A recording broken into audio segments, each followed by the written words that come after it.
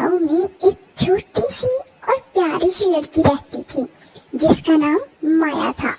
वो बहुत ज़हीन और मेहनती लड़की थी और नई चीजों को तलाश करने के लिए हमेशा बेचैन रहती थी। वो क्लास में भी अपने उस्ताद से बहुत ज्यादा सवालात पूछती थी। एक दिन माया स्कूल जा रही थी कि उसने देखा कि एक परिंदे का पर टूटा हुआ है और वो उड़ने के लिए बहुत कोशिश कर रहा है और बहुत तकलीफ में है। ये देखकर माया को बहुत तकलीफ हुई। उसने इस परिंदे को आहिस्ता से उठाया और अपने साथ स्कूल ले गई। क्लास में पहुंचकर माया ने क्लास टीचर से इस परिंदे के बारे में बात की।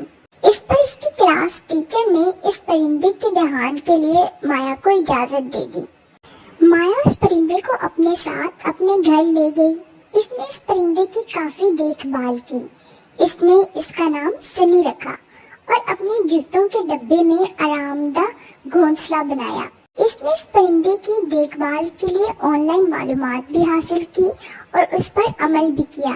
वो परिंदे को खाने में पानी और बीज दिया करती थी। माया उस परिंदे के साथ काफी वक्त गुजारती और उसकी जरूरतों का भी ख्याल रखती।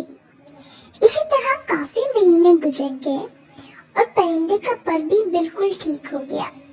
माया जानती थी कि अब वो वक्त आ गया है कि परिंदे को आजाद कर दिया जाए ताकि वो अपने असली घर वापस चला जाए। परिंदे को बाहर ले गई और अपने जूतों का डब्बा खोल दिया। परिंदा फड़फड़ाते हुए हवा में उड़ने लगा और अपनी आजादी को गले लगाया।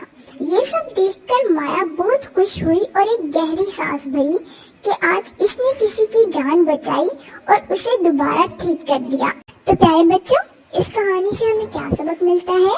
यही कि हमें दूसरों का एहसास करना चाहिए और उनकी मदद करनी चाहिए, फिर चाहे हम बड़े हों या छोटे हों। Thanks for watching, friends. Don't forget to like, share and subscribe my channel because your support encourages me to make more amazing videos for you. Thank you.